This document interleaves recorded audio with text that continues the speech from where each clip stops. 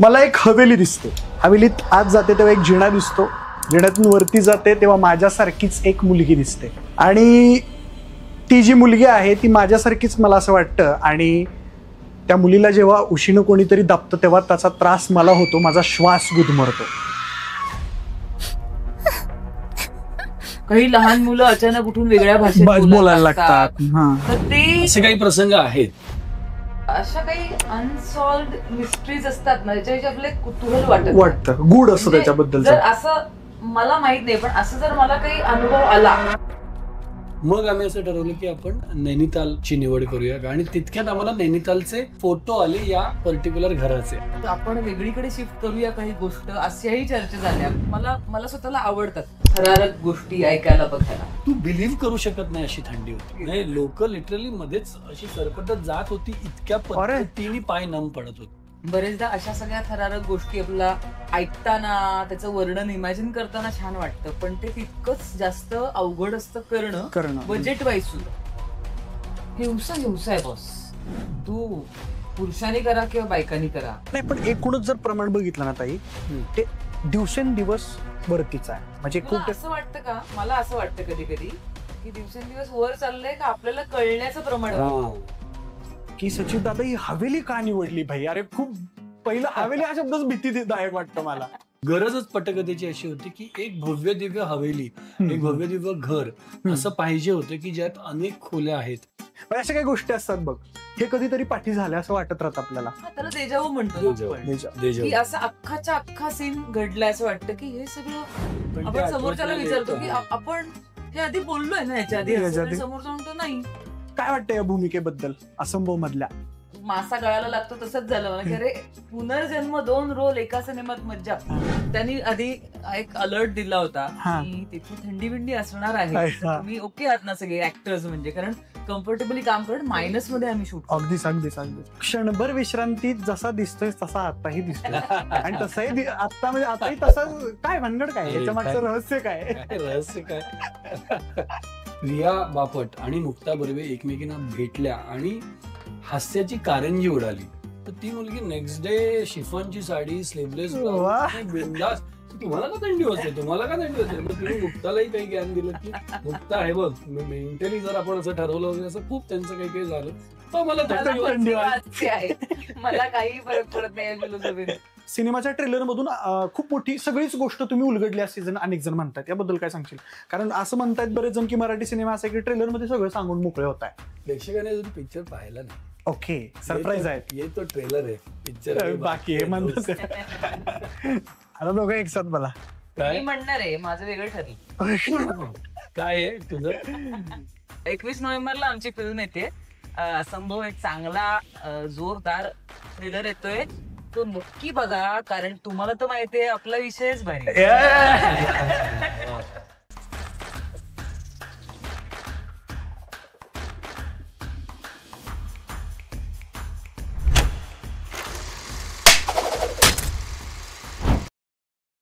मला एक हवेली दिसते. हवेलीत आत जाते तेव्हा एक जिणा दिसतो. जिण्यातून वरती जाते तेव्हा माझ्यासारखीच एक मुलगी दिसते आणि ती जी मुलगी आहे ती माझ्यासारखीच मला असं वाटतं. आणि त्या मुलीला जेव्हा उशीनं कोणीतरी दाबतं तेव्हा त्याचा त्रास मला होतो, माझा श्वास गुदमरतो. अशी सुरुवात असलेला एक भयावह टीजर काही दिवसापूर्वी मराठी इंडस्ट्रीमध्ये आला आणि प्रत्येकांच्या भुवया उंचावल्या आणि प्रत्येक जण, म्हणजे माझ्या तर अंगावर आता काटा येतोय ती गोष्ट, हवेली हा शब्द ऐकल्यानंतर. आणि बहुचर्चित असा असंभव सिनेमाचा जो ट्रेलर आणि टीजर दोन्ही प्रदर्शित झालाय.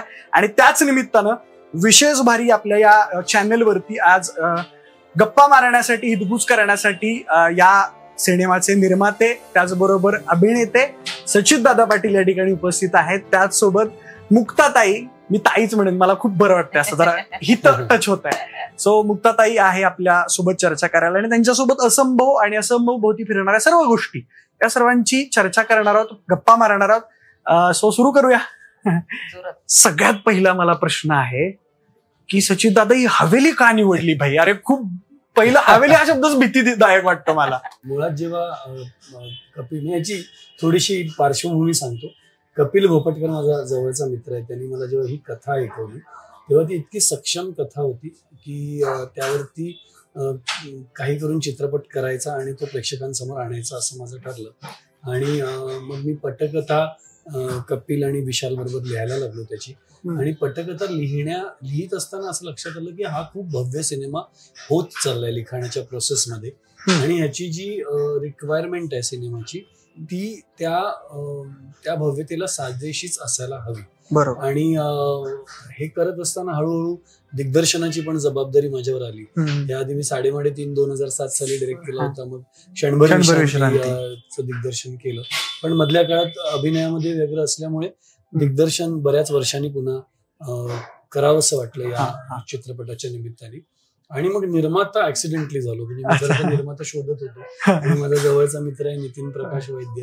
त्याला मी जेव्हा विचारलं तेव्हा त्यांनी ते स्क्रिप्ट ऐकलं आणि तो इतका मेस्मराईज झाला की तो म्हणाला की सचित हे भन्नाट आहे, मी तर हे सोडणार नाहीच आहे, मी तर उडी मारणार आहे यावर. पण मला असं वाटतं की आपण दोघं इतके चांगले मित्र आहोत आणि तू इतकी वर्ष मागची 25-26 वर्ष तू काम करतोयस, तर मला असं वाटतं की तू या चित्रपटाच्या निमित्ताने निर्माता म्हणून पण सुरुवात करायला पाहिजेस. आणि मग आम्ही दोघं जण मग जॉनरचा कुठेतरी प्रॉब्लेम झाला का? कारण 3.5 क्षणभर विश्रांती हा तर वेगळाच विषय आहे आणि अचानक इकडं शिफ्ट असं नाहीये. मी खरं तर 3.5 माझे लाईट हार्टेड सिनेमे हे मला खूप आवडतात. म्हणजे बासू चॅटर्जी, ऋषिकेश मुखर्जी हे सगळे माझे आवडते दिग्दर्शक आहेत.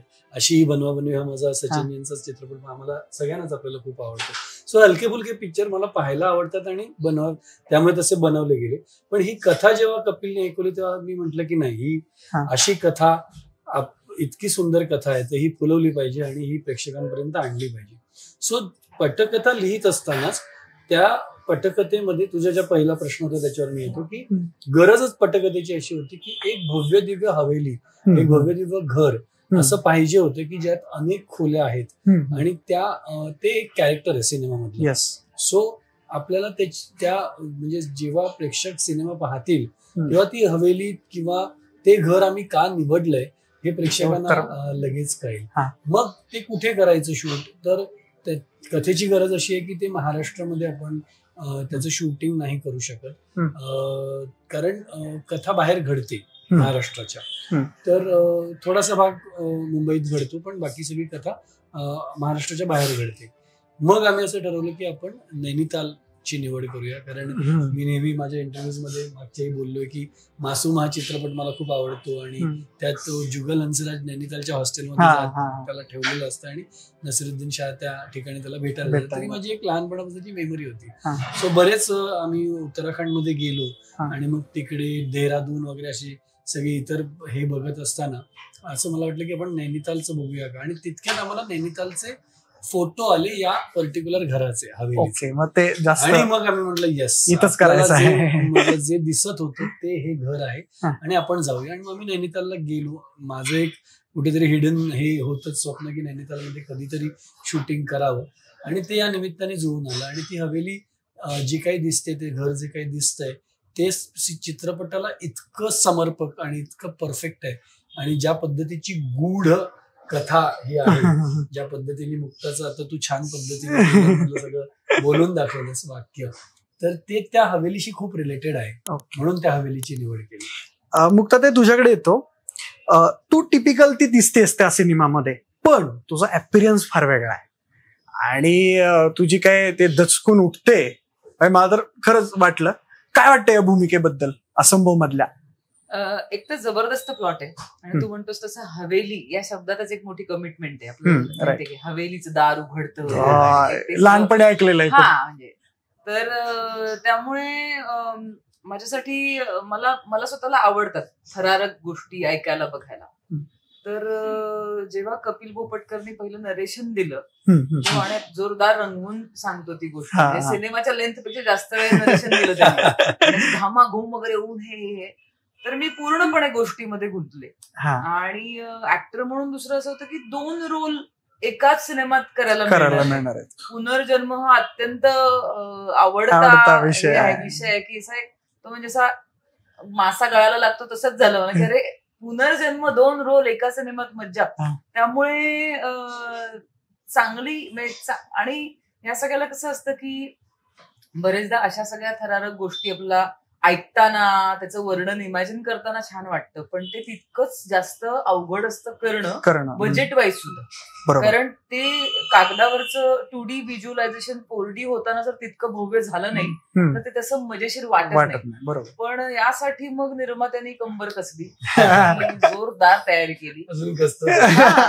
म्हणजे असं होऊ शकतं की गोष्ट लिहून होईपर्यंत ती हवेली असते, नंतर आपण एका कोकणातल्या वाड्यात येतो असं व्हायला, छोटंसं घर असतं, त्या घराचं दार पर्यंत ते येतं, बजेटमुळे येतं बरेच. नाही अगदीच काय होतं मराठी सिनेमाला आहे ना की अनेक जण क्रिटिसाइज पण करतात की भव्य दिव्यता तेवढी देत नाही तुम्ही, पण ही इथं दिसते ती भव्य दिव्यता, जोरात दिसते, म्हणजे जोरात दिसते. आणि मग त्यांनी अर्थातच टीम पण तशी निवडली सगळी.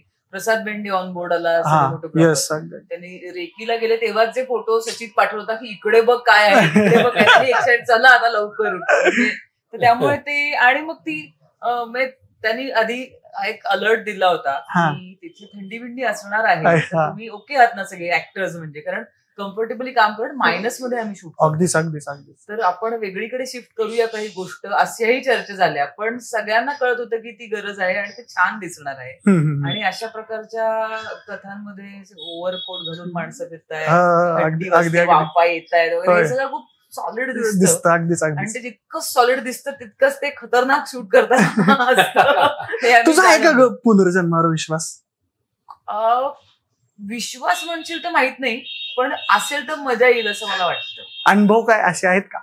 अशा काही गोष्टी असतात बघ, हे कधीतरी पाठी झाल्या असं वाटत राहत आपल्याला. त्याला देजावू म्हणतो ना आपण, की असं अख्खाच्या अख्खा सीन घडलाय असं वाटतं की हे सगळं आपण समोरच्याला विचारतो की आपण हे आधी बोललोय ना याच्या आधी, समोरचा म्हणतो नाही, आपला अख्खा सीन असा आहे ना, देजावू. म्हणजे अगदी मला तर एक एक वस्तू सुद्धा त्याच वाटतात की त्याच तिथंच आहेत. आणि हेच अगोदर याचं रिलेशन पुनर्जन्माशी आहे की नाही माहिती नाही, पण एखादा प्रसंग आता देजाऊचा की हे घडलंय आपल्याला, आता जे वाटलं ते असं आपल्याला वाटतं, पण त्याला देजाऊ म्हणतात. आणि पुनर्जन्माचं हे नाही, तुझी जी गोष्ट आहे ती पुनर्जन्म. माझा ऍक्च्युअली नाही, मला हे सिनेमा बघितल्यानंतर पुनर्जन्माबद्दल जरा मी क्युरियस झालोय. सिनेमे येऊन गेलेत पुनर्जन्मावरती भरपूर, आणि जेवढे आलेत सुपरहिट सुपरहिट आहे. त्याचा अर्थ प्रेक्षकांना पुनर्जन्म. पण तुला सांगू सचिन दादा, सिनेमापेक्षा सिरियल मध्ये जास्त पुनर्जन्म होतात. सिरियल मध्ये ठीक आहे, पण म्हणजे अर्थातच प्रत्येकाला तो विषय आवडतो, त्याच्यात खूप गमती जमती करता येतात लिखाणामध्ये.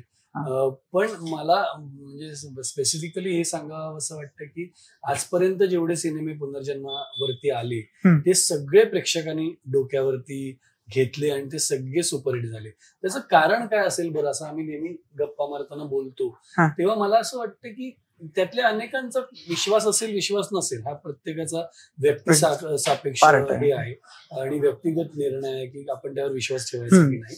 पण त्या घडामोडी चित्रपटात बघायला मात्र सगळ्यांना आवडतं. हा, चित्रपटातच आवडतं प्रत्येकाला. म्हणजे अशा काही अनसॉल्व्ड मिस्ट्रीज असतात ना, त्याच्याविषयी आपलं कुतूहल वाटतं, गुड असतं त्याच्याबद्दल. जर असं मला माहित नाही, पण असं जर मला काही अनुभव आला तर मला कदाचित ते असं एकदम फॅसिनेटिंग वाटेल, असं काहीतरी होतं, मी अमुकच होते तमुकच असं.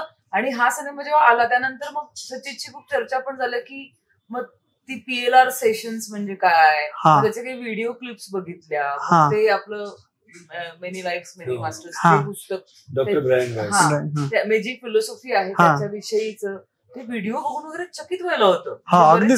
बघितले की काही लहान मुलं अचानक उठून वेगळ्या भाषेत बोलायला लागतात, तर ते असे काही प्रसंग आहेत युट्यूब वरती, किंवा असं काही चॅनल्स पण आहेत की जिथं तुम्हाला खेडेगावातल्या मुलीला इजिप्त मधलं सगळं तिला आठवतं, तिला कळतंय. आणि उत्तर प्रदेश मधल्या नाही का एका मुलीला, ती आली आणि तिचा नवरा वगैरे तिनं सगळा शोधला, असे प्रसंग नावासहित सांगितलं, खून केला होता कुणाचा तरी, तेही उघडकीस आलेलं होतं. उत्तर प्रदेशमध्ये तशी एक लहान मुलीची केस झालेली होती. बऱ्याच केसेस आहेत अशा.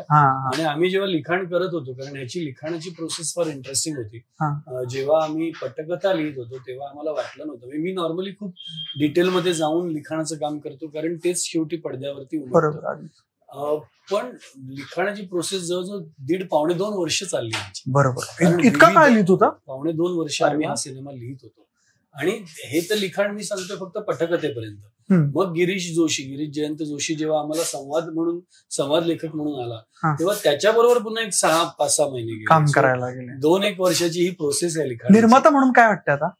हे तारेवरची कसरत आहे करतात आणि तिने जबाबदारी सांभाळत मला कौतुक वाटतंय. व्हेरी हॅपी आणि मी खूप खुश आहे, मी खूप ब्लेस्ड आहे की मला इतकी चांगली टीम मिळाली आहे. मुक्ता असेल, प्रिया असेल, संदीप असेल, माझे बाकीचे सगळे ऍक्टर्स असतील किंवा जे मला तंत्रज्ञ मिळाले ते अक्षरशः म्हणजे एका चित्रपटात प्रसाद बेंडे आहे, फैजल महाडिक आहे, अमित राज म्युझिक करतो आहे, हर्षवर्धन वावरे, शिल्पा पै आणि आनंदी आणि अभय अशी सगळी मंडळी गातायत किंवा अनमोल भावे सारखा साऊंड इंजिनियर आमच्या बरोबर आहे, साऊंड डिझायनर आमच्या बरोबर आहे. सो यातल्या अनेक लोकांना नॅशनल अवॉर्ड्स आहेत. सो अशी सगळी मंडळी एकत्र आली आहेत कारण त्यांना कथा इतकी आवडली आहे. कुठेतरी आमच्यावरती विश्वास आहे की आम्ही जे काही व्हिज्युअलाइज करतोय ते खरंच खूप काहीतरी भव्यदिव्य घडणार आहे, होणार आहे.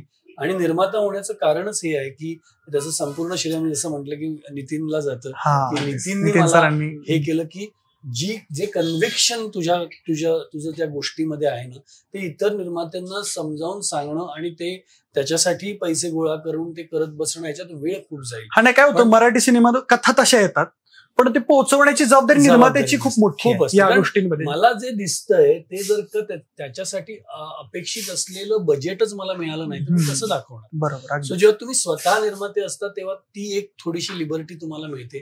देवाच्या कृपेने शर्मिष्ठा राऊत, तेजस देसाई आणि मंगेश परुळेकर आणि संजय पोद्दार सारखी मंडळी सह निर्माते म्हणून आमच्याकडे आली. सगळी मराठी लोक एकत्र आलो आम्ही आणि एक अतिशय उत्तम असा निर्मिती मूल्य असलेला सिनेमा आम्ही बनवू शकतो.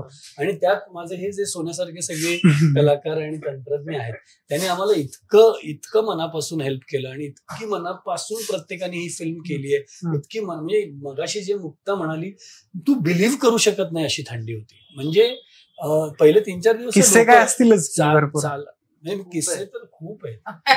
नाही लोक लिटरली मध्येच अशी सरपटत जात होती, इतक्या पद्धतीने पाय नम पडत होते. आणि आपल्याला सवय नसते ना शरीराला सवय नसते. तर आम्ही डे शूट असायचं ते तर दिवस आम्ही बऱ्यापैकी मॅनेज करू शकतो. डे शूटला 5-6 असायचं, 2 वाजता वगैरे ते उतरायला लागतं दुपारी. बरोबर. आणि 5-6 वाजता झिरोला जातं आणि क्लायमॅक्स आमचा आउटडोर सगळं नाईटच आहे ते. त्याच्यामुळे दॅट वॉज जो आम्ही क्लायमॅक्स शूट केला, जॉग करायचं याचं शूट करायचं, जो आम्ही क्लायमॅक्स शूट केला ना तो दिवस आम्ही कधीच विसरू नाही. हा ना. कारण त्या दिवशी -7 -8 टेम्परेचर होतं आणि ती जी हवेली तुम्हाला दिसते त्याच्या बाहेर ग्राउंड वरती अख्खा क्लायमॅक्स होता. त्या म्हणजे त्याचं जे लॉन आहे त्याच्या कंपाऊंड आणि ती जमीन थंड म्हणजे बर्फाच्या लादीवर जर तुम्ही उभे असाल म्हणजे अख्ख्या शूज मधनं पूर्ण थंडी पायात कमरेपर्यंत घुसत होती. बरं लेअरिंग जे केलंय ना ते लेअरिंग ठीक आहे पण पाय शूजचं म्हणजे आपल्या ह्याचं लेअरिंग असूनही पायाच्या आतून थंडी कमरेपर्यंत कसा परफॉर्मन्स आला मणक्यापर्यंत जात होती. असं बोलताना पण काय व्हायचं माहित नाही. कॅमेरा सुरू झाला प्रत्येक जण आपण जे काय ओव्हरकोट घातले असेल काय घातलं असेल लेअरिंग ते बाजूला ठेवून चालतात आणि मग परफॉर्मन्स देताना मात्र तू असं कसं केलंस वगैरे असं स्वच्छ बोलत. अक्षरशः बोलताना तोंडातून सगळ्यांच्या वाफा येत होत्या. पण तो खूप मोठा टास्क होता की असंभव वाटणारी गोष्ट हार्डवर्कने ती संभव झाली. पण मी सांगू म्हणजे मुक्ताताई तिथं परफेक्ट वाटते तिच्या ठिकाणी, तू वाटतोय, प्रियाताई वाटते, या सगळ्यात एक सरप्राइझिंग कॅरेक्टर आहे. म्हणजे पुष्कर दादा दिसताना वेळ दिसतो असे सिनेमाचे डिरेक्शन करतोय, मला सरप्राइझिंग वाटतंय जरा. बघ ना तो असं अपीअरन्सला कसं वाटतं मजा. इनफॅक्ट खरं तर पुष्करला आम्ही एका भूमिकेसाठी आधी त्याचा विचार केला होता. अच्छा. पुष्कर सुरुवातीला या प्रोसेसमध्ये लिखाणाच्या नव्हताच पण एक जी भूमिका होती त्या भूमिकेचा आधी पोत वेगळा होता. त्याची जी हे होती काय म्हणतो आपण ती ज्या पद्धतीने लिहिली गेली होती. मी जसं म्हटलं की प्रत्येक भूमिका आम्ही 3-3, 4-4 पद्धतीने लिहून बघायचो आणि मग त्याच्यातनं एक झिरो डाऊन करायचो की नाही मुक्ताची ही भूमिका 2 भूमिका आहेत मुक्ताच्या, माझ्या 2 भूमिका आहेत, तर या भूमिकेचा या प्रवास जो आहे तो हा असा करूया. पण त्याच्यासाठी आधी 3 ते 4 वेळा तुम्हाला वेगवेगळ्या वाटेवर जाऊन पाहावं लागतं की ही वाट योग्य जाते का ही वाट योग्य. कुलकर्णी सरांचं एक सरप्राइझिंग कॅरेक्टर आहे त्याबद्दल काय सांगशील? सांगतो ना त्याच्यावरही येतो. आधी पुष्करचा विषय कम्प्लीट करतो.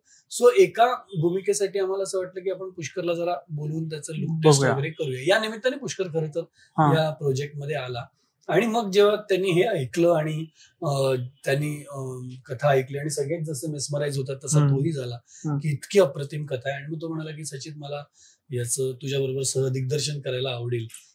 मी जरी काम नाही केलं स्वतःहून आलं त्याच्याकडून. सो मग मी म्हटलं ये तू, म्हणून मग तो सहदिग्दर्शक झाला. अशी त्याची आहे. संदीप बद्दल काय बोलू. संदीप मी पंडित सत्यदेव दुबेजींकडे माझं सगळं प्रशिक्षण घेतलं. त्यांच्याकडे मी 10 वर्ष थिएटर करत होतो आणि तिकडेच संदीपही होता. संदीप माझा ज्येष्ठ गुरुबंधू आहे असं म्हणायला हरकत नाही.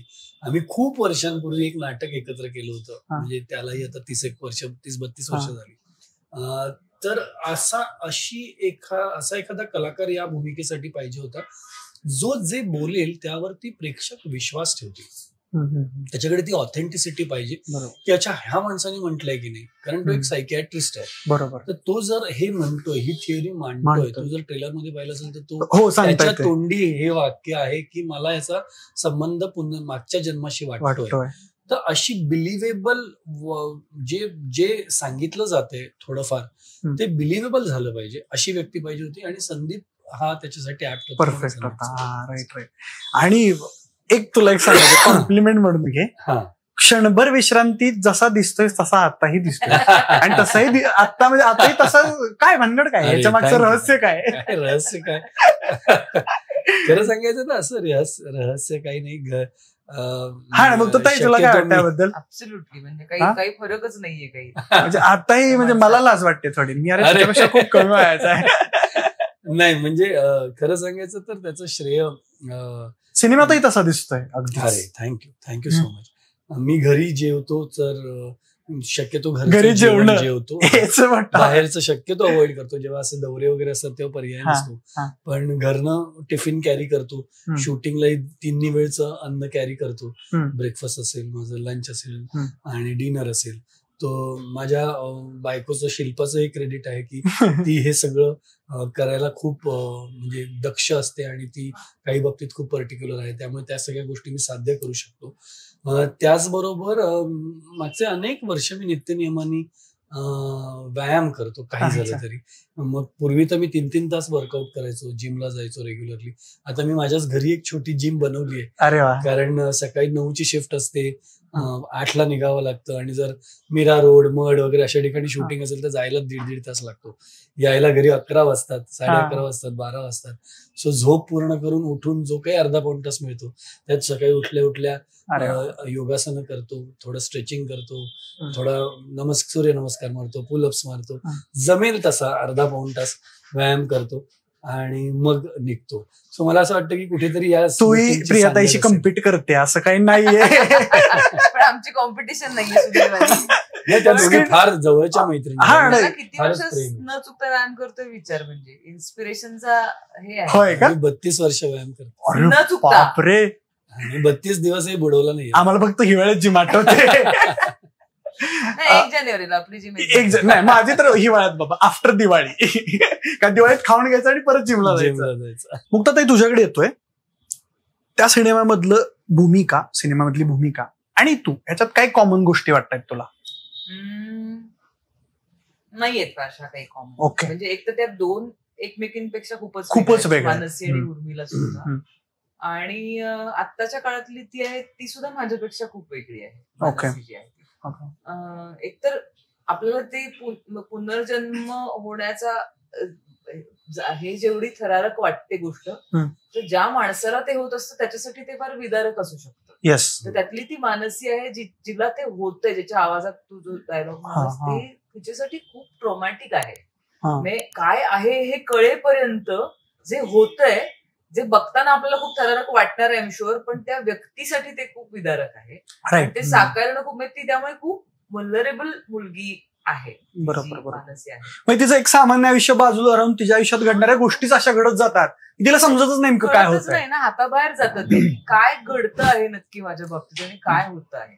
त्यामुळे वेगळे आहेत. आणि ती दुसरी तर जोडी सचित आणि मी तर आम्ही एकमेकांना आता आपण त्या जोडीचाच एक अख्खा सिनेमा करू, इतकं छान कॅरेक्टर्स झाली आहेत ती. ओके. जी दुसऱ्या वेगळ्या जन्मातली जी कॅरेक्टर्स आहेत ती ऍक्च्युली खूप असं पोर्ट्रेल करायला खूप कमी वेळा मिळतं, असं नाही मिळत. कारण वेगळ्या काळातलं पोर्ट्रेल आहे ते, आणि गेटअप्स पण आमचे वेगळे. आम्ही एकमेकांना बघून पहिल्यांदा फोटोशूटला बोलले, अरे छान वाटतंय रे, किंवा त्या जोडी जे काय भावविश्व आहे, जे काय. तुला असं वाटतं का तू हे वेगळं काही करते की जे ऑर्डिनरी आहे तेच असं वाटतं? हे कॅरेक्टर बद्दल बोलतोय मी. कॅरेक्टर्स लिहिली आहेत खूप छान, त्यामुळे ती कशी, मी काही नाही केलं तरी ती छानच होतील अशी ती लिहिली आहे. अच्छा, मुक्ताचं मोठेपण आहे, पण मुक्तानी जे काही काम केलं नाही ते उठलं तेच मला खूप छान भारी वाटलं. काय म्हणजे मुक्ताच्या सगळ्याच भूमिका प्रेक्षकांना खूप आवडतात, पण असंभव मध्ये एकाच सिनेमामध्ये 2 इतके पॉवर पॅक परफॉर्मन्सेस, आणि म्हणजे ट्रीट आहे प्रेक्षकांसाठी. जेन्युअनली सांगतो, मुक्ताच्या फॅन्ससाठी तर आहेच आहे, आणि ऑलमोस्ट सगळ्या महाराष्ट्रात तिचे फॅन्स आहेत. पण अप्रतिम काम केलंय, अप्रतिम. म्हणजे मी जेव्हा मी रोज सिनेमा पाहतो, कारण माझं पोस्ट प्रोडक्शनचं काम चालू आहे. मुक्तानी म्हणजे सिक्सरच मारलेत, आणि एक नाही 6 बॉल 6 सिक्सर. सचितनी ना दिग्दर्शक म्हणून त्यांनी खूप थिन लाईन ड्रॉ केली होती त्या दोन्ही रोलमध्ये, आमच्या दोघांच्याही. तो त्यांनी ते आवर्जून सांगितलं की हे कसं करूया आपण. तर तो म्हणलं की असं काही अतिरिक्त काही वर्किंग करायला घेऊ नकोस त्याच्यावरती. तो ते छान सांगतो की 2 वेगळ्या सिनेमात 2 रोल करतेस असं मनात समज, की आता मी काहीतरी बॉडी लँग्वेजेस बदलते, एक लकबच घेते, डोळा बारीक असतो, आवाजच काहीतरी वेगळा, असं नाहीये. ती 2 नॉर्मल, आणि ते दोन्ही काळातले कथानायक नायिका आहेत ते. बरोबर. एक कॅरेक्टर आणि एक नायक आहे, किंवा एक कॅरेक्टर आणि एक नायिका आहे असं नाहीये. ते दोघांमध्ये 4ही लोकांमध्ये तेवढेच इन्व्हेस्ट होतात लोक, प्रेक्षक पण होतील. म्हणजे त्यामुळे ते छान वाटणं खूप गरजेचं आहे. त्यामुळे ओव्हर काही करू नको, या लाईनवर आम्ही साधारण ते काम करत राहिलो. एकच इकडे मला सांगावं असं वाटतं, कारण प्रिया आमच्या बरोबर नाहीये, संदीप नाहीये. म्हणजे जे कौतुक मी मुक्ताचं केलं तेवढंच कौतुक मला प्रियाचंही करावं असं वाटतं. प्रियाचा पटकन तू मगाशी एक किस्सा सांगितला, तो मी विचारला, तो एक सांगतो काय थंडीचा किस्सा आहे. आम्ही जेव्हा म्हणजे अक्षरशः 4 दिवस थंडीने कुडकुडत होतो, 4-4, 5-5 लेअरिंग, म्हणजे मोठे मोठे कोट आणि त्याच्यावर काय काय, तेव्हा प्रिया आली आणि तुम्हाला एवढी थंडी का वाजते 4 दिवसांनी. संध्याकाळी 7:30-8ला वगैरे ती आली असेल, आणि एक सिरियस वातावरणात, कारण खूप काहीतरी मोठी फिल्म घडते अशा याच्यात सगळेच जण खूप सिरियसली काम करत असताना प्रिया बापट आणि मुक्ता बर्वे एकमेकींना भेटल्या, आणि हास्याची कारंजी उडाली, आणि इतक्या त्या मिठ्या मरत होत्या, इतक्या चेंजच झालं. 360 डिग्री ते एक सिरियस वातावरणात शूटिंग चाललं होतं.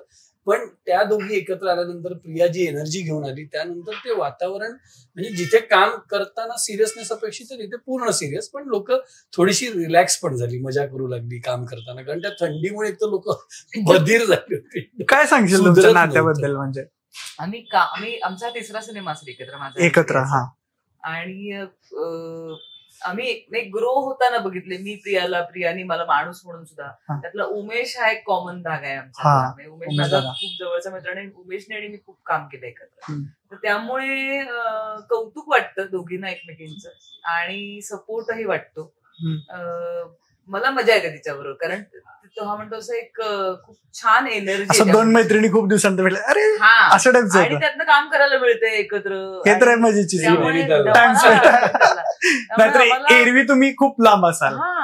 त्यामुळे ती एक परवडी होती, मजा होती. म्हणजे आणि आम्ही दोघी नंतर मला वाटतं 6-7 वर्षांनी पुन्हा एकत्र काम केलंय. आणि तिची गंमत अशी होती की ती आली, आणि तिला मी असं जनरल म्हटलं की तुला ती पुकार मधली माधुरी दीक्षित आठवते कसं बर्फात केलं, तर ती मुलगी नेक्स्ट डे शिफॉनची साडी, स्लीवलेस बिंदास, तुम्हाला का थंडी होते, तुम्हाला का थंडी होते. मग तिने मुक्तालाही काही ज्ञान दिलं की मुक्ता आहे बघ, मेंटली जर आपण असं ठरवलं वगैरे, असं खूप त्यांचं काही काही झालं. आणि मुक्ता बिचारी, हे सगळं मला प्रिया मान्य, पण आता मला थंडी वाजते आहे, मला काही फरक पडत नाही. 4 दिवस काहीच नाही दिला, मग -6 बर्फ पडला, आणि मग थंडी आली, मग ती बिचारी आली. म्हणजे 4 दिवस सस्टेन करणं खूप अवघड. आणि म्हणजे जसं मी मुक्ताचं म्हणतो तसं प्रियाने पण आउटस्टँडिंग काम केलं या सिनेमात. आउटस्टँडिंग म्हणजे प्रियाच्या भूमिकेभोवती तर एक खूप मोठं गुपित आणि रहस्य आहे, ते मी आता नाही सांगू शकणार. 21 तारखेला चित्रपटगृहात जाऊन बघा. पण अशी प्रिया बापट, अशी मुक्ता बर्वे एकाच चित्रपटात तुम्ही कधीच पाहिली प्रिया तर नक्कीच. नक्कीच होय का? ठीक आहे, बघूया. वाट 21 तारखेची. संदीप कुलकर्णी काय सुंदर काम केलं. अच्छा, सिनेमाचा ट्रेलर आणि टीझर जेव्हा आला सचिन दादा, तेव्हा अनेक प्रतिक्रिया सोशल मीडिया तसेच माध्यमांमधून आल्या आणि त्यातलीच एक कॉमन प्रतिक्रिया होती जी मला थोडीशी नोटीस करावी वाटते, की अनेकांचं असं म्हणणं आलंय की सिनेमाच्या ट्रेलर मधून खूप मोठी सगळीच गोष्ट तुम्ही उलगडली असे जण अनेक जण म्हणतात. याबद्दल काय सांगशील? कारण असं म्हणतात बरेच जण की मराठी सिनेमा असा की ट्रेलरमध्ये सगळं सांगून मोकळे होत आहे. मग याबद्दल काय सांगशील? प्रेक्षकाने अजून पिक्चर पाहिला नाही. ओके, सरप्राईज आहे. ये तो ट्रेलर आहे, पिक्चर बाकी आहे म्हणतात. म्हणजे मला आनंद या गोष्टीचा वाटतोय की ट्रेलर बघूनच त्यांना जर का हा अख्खा सिनेमाच बघितल्याचा फील येतो. सिनेमा बघितल्यावर काय, अरे वा, हे तू पॉझिटिव्ह मला चांगलं वाटतं. हे आमचं 5% आहे जे आम्ही केलंय त्याचं. आता ही झलक आहे. सिनेमा बघाल तेव्हा सगळे जे काही ज्या मंडळींचं असं म्हणणं आहे ते सगळे नक्कीच असं म्हणतील की खरंच हा ट्रेलर होता आणि खरंच सिनेमा. असंभव नावाशी आसपास काय काय फिरत आहे? असंभव सगळ्याच गोष्टी असंभव आहेत या चित्रपटात, ज्या ज्या घडतायत आणि ज्या पद्धतीने घडतायत त्या म्हणजे प्रत्येक जण असं असंभव असंच आहे. प्रत्येक जण बोलत कोणी नाहीये. बोलतोय फक्त संदीप कुलकर्णी. म्हणजे संदीपचं जे कॅरेक्टर आहे ते तर डॉक्टर आहे, सायकियाट्रिस्ट आहे, तर त्याच्यासाठी पण ती सगळी सिच्युएशन असंभव आहे. सो त्याच्या तोंडी फक्त असंभव आहे, पण जे घडतंय ते सगळं असंभव घडत चाललेलं आहे. म्हणून सिनेमाचं नाव कुठं सामान्य मराठी प्रेक्षक कुठे रिलेट करू शकतो सिनेमामध्ये स्वतःला? सगळीकडे.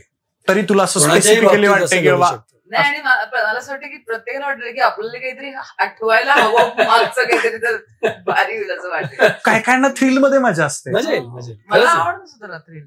ट्रीट असेल हा सिनेमा प्रेक्षकांसाठी. अनेक वर्ष स्मरणात राहील असा सिनेमा झाला. म्हणजे काही लोकांसाठी कसं असते की म्हणजे ह्या अशा गोष्टी ज्या आहेत ज्या जुन्या आठवत आहेत वगैरे त्या भीतीदायक आहेत, पण काही लोकांसाठी ही एक नशा आहे आणि त्याला थ्रिल म्हणजे मजा वाटते. अरे अरे हवंय हे मला असं काहीतरी वेगळं.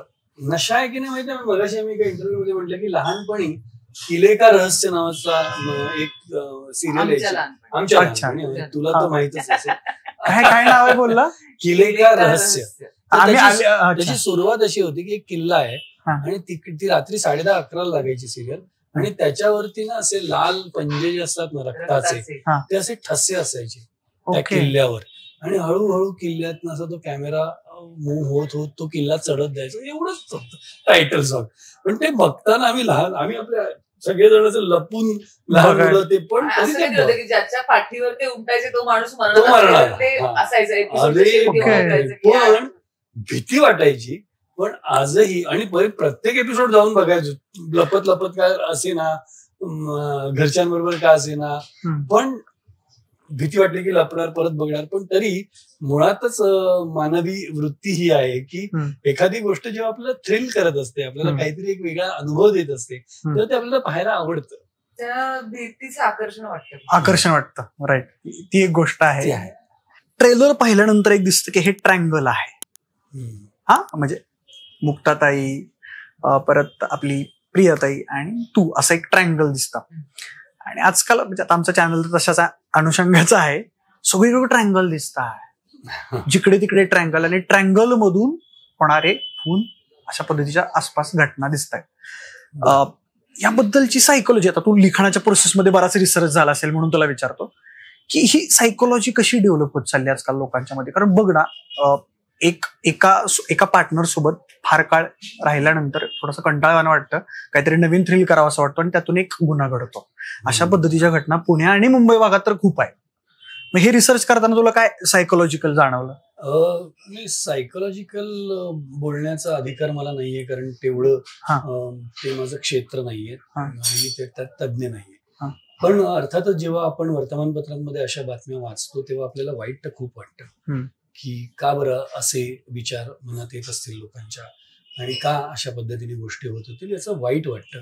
आणि दुर्दैवाने आपण त्याबद्दल काही करू शकत नाही, कारण प्रसंग एखादा घडून गेल्यानंतर आपल्याला ते कळतं की ते असं असं घडलं. सो जगात शांतता नांदावी, सगळ्यांनी सत्सद विवेकबुद्धी जागरूक ठेवूनच गोष्टी कराव्या असं नेहमीच वाटत राहतं. आणि मी इकडे या पर्टिक्युलर या तू जो विचारलास प्रश्न त्यात एवढंच म्हणू शकतो की खूप वाईट वाटतं या गोष्टीचं, मनापासून वाईट वाटतं. आणि देव सगळ्यांना सद्बुद्धी देव हीच अशा वेळी मी प्रार्थना करू शकतो.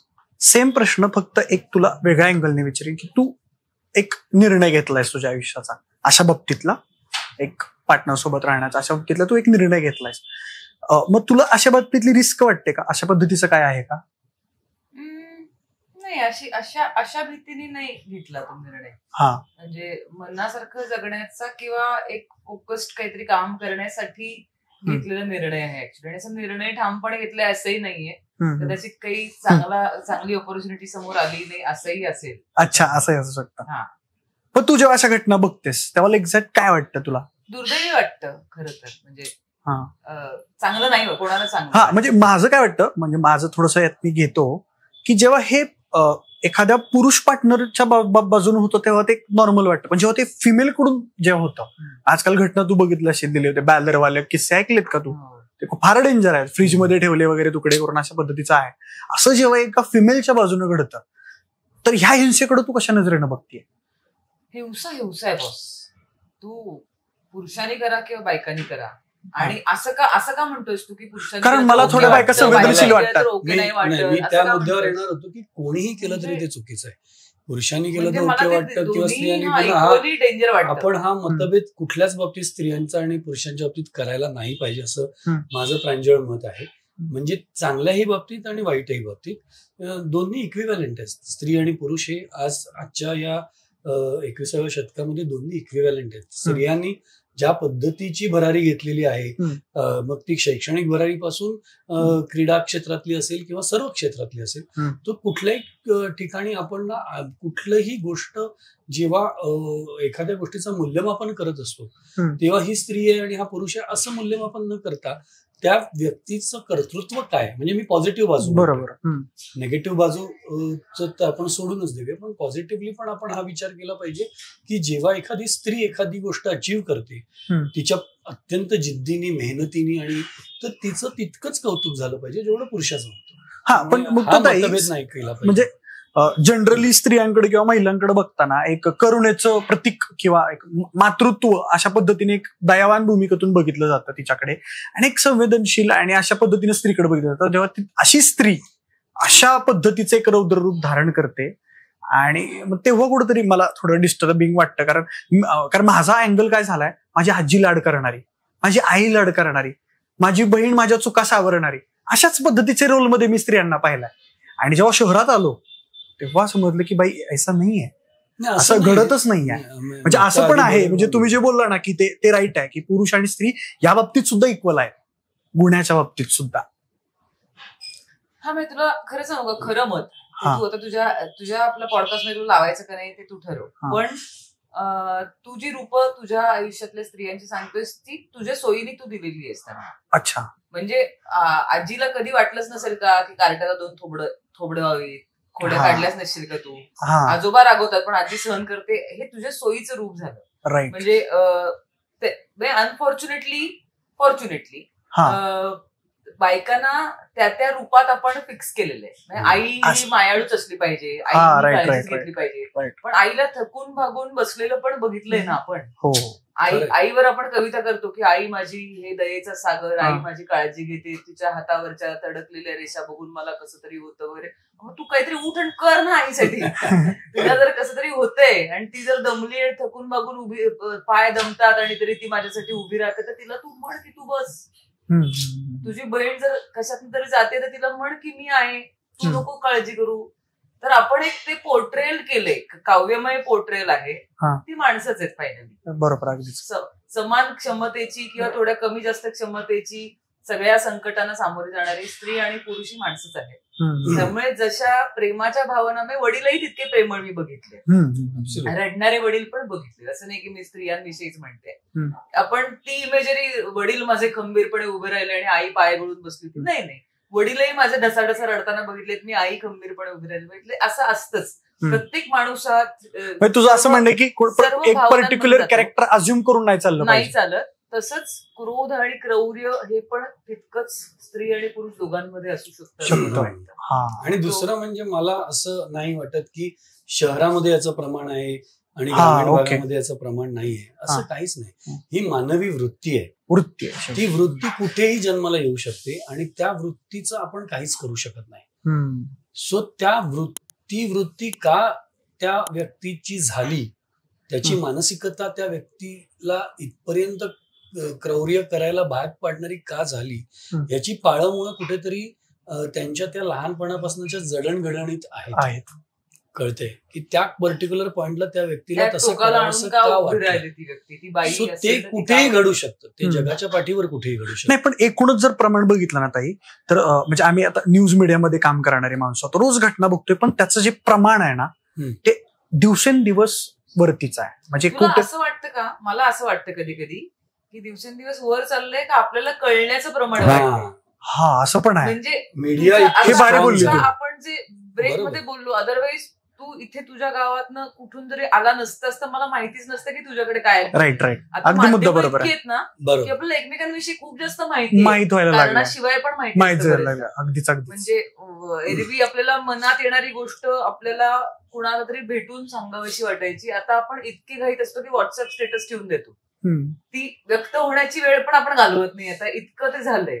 व्हॉट्सअप स्टेटस बोलली, मी आत्ताच नुकतीच एक आठवड्यापूर्वी एक स्टोरी केली आहे. व्हॉट्सअप स्टेटस हा रोग कसा बनत चाललाय.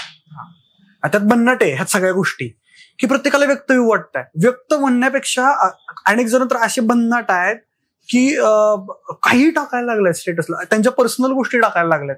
म्हणजे का त्यांना दाखवायचे, मला कधी कधी प्रश्न पडतो, का सांगायचे जगाला ओरडून की मी त्रासात आहे, असा एक प्रश्न पडतो.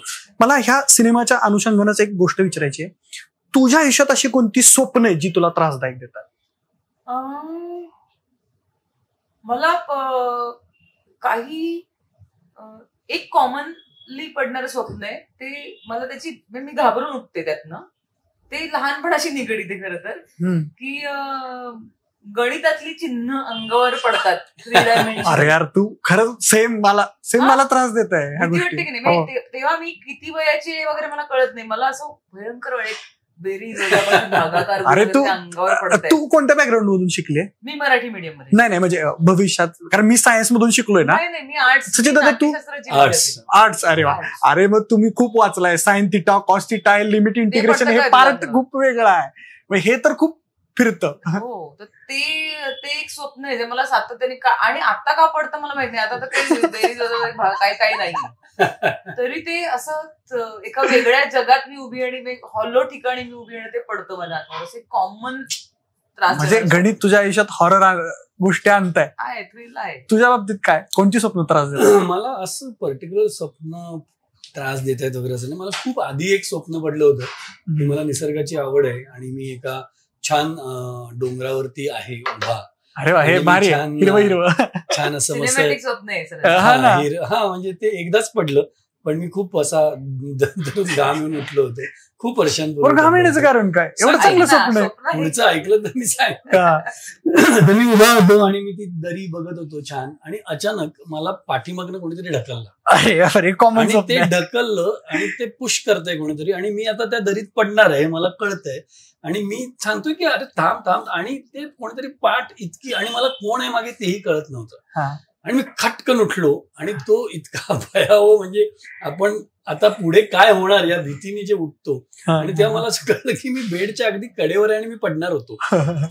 मी सरळ माझा एक किस्सा सांगू, ते कसं रिलेट झालं आय डोंट नो. माझा एक लय भन्नाट किस्सा आहे.